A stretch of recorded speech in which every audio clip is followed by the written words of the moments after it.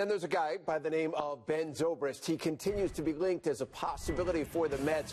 Over the weekend, Fox Sports' Ken Rosenthal reporting that the Mets, the Nationals, the Braves are amongst the teams most interested in Zobrist, with Zobrist being the Mets' top priority.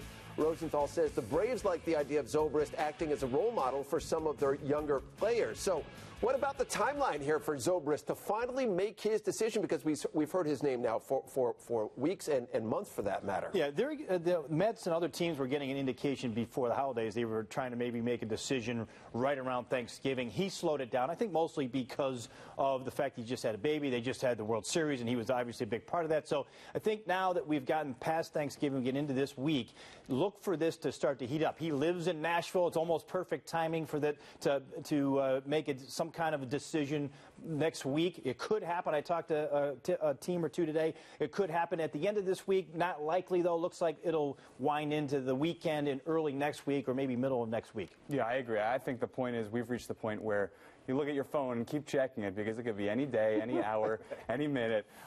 This guy is going to set the market in a lot of ways, just like Jordan Zimmerman did with starting pitchers. I think a lot of teams are looking at Ben Zobrist. Certainly, the Mets are looking at Ben Zobrist and talking about him as a guy that's going to dictate the way the rest of their offseason unfolds.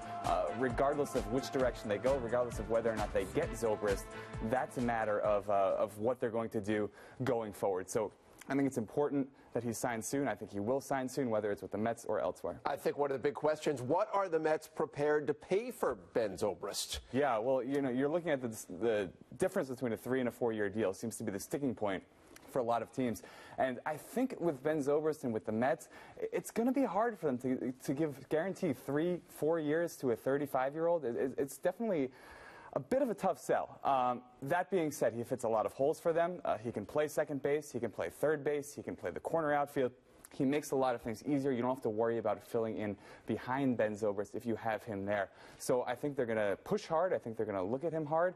But at the end of the day, they might get outbid. Yeah, I think that's the key is are they willing to go to that 4th year? I think because of the interest, it's going to warrant, if you really want him, a 4th year. And that's where a lot of times with these position players, the American League clubs have the advantage because they have the DH. They can spell him a little bit. If he's not going to play in the field, they can go ahead and put him, keep his bat in the lineup. And so that could be the deciding factor. The Mets may try to sweeten the pot, push the average annual value up a little bit more, but the bottom line is with a guy like this, it's going to be about the dollars, really. And I also think about location. There's talk, he lives in Nashville. His wife, who's a musician, spends a lot of time in New York. So there's a lot of feeling from people that I've talked to that he doesn't really want to go to the West Coast. He would rather stay in the Midwest or potentially on the East Coast. So if Zobrist, theoretically and hypothetically, doesn't work out for the Mets, could they get in on Howie Kendrick? Is that somebody they'd have interest in? I think the answer is no, and I've asked this question to various people in the Mets front office, and the answer has always been the same. We don't want an everyday second baseman. That's the reason why they like Ben Zobrist so much is, yes, he's a second baseman,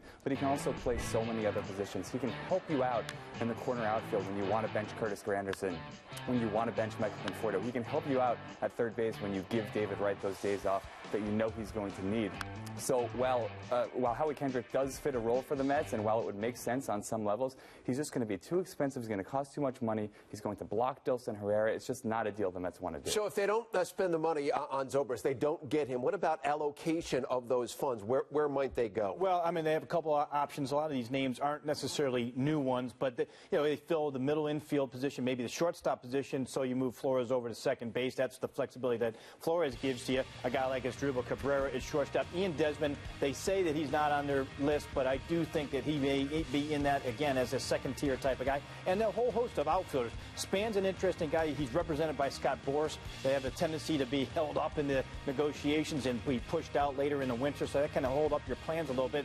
A guy like Parra, who plays all 3 outfield positions, can play center field well. Didn't have a good final 2 months, but a real solid player in Milwaukee who the Mets almost traded for. And then Will Venable, it would be a perfect guy when you're looking at that platoon-type guy. He can play some of the outfield positions, can play center. He's an athlete. He's went to school around here, and he can platoon with Lagares in center field. So that one's an interesting one, too. But as you can see, there's a pretty good drop-off from a guy like Zobrist with the name and with the cachet and what he's done to that next tier. Go back, if you can, for a moment to Zobrist. Do you believe in your heart of hearts they would give him a 4th year to get the deal done? Yeah, it's funny because that's one of those where you're not 100% sure. I think if they're pushed, their price tag is they're really, in terms of needing him and not maybe having an extra guy to cover for David Wright because he's going to need some time off.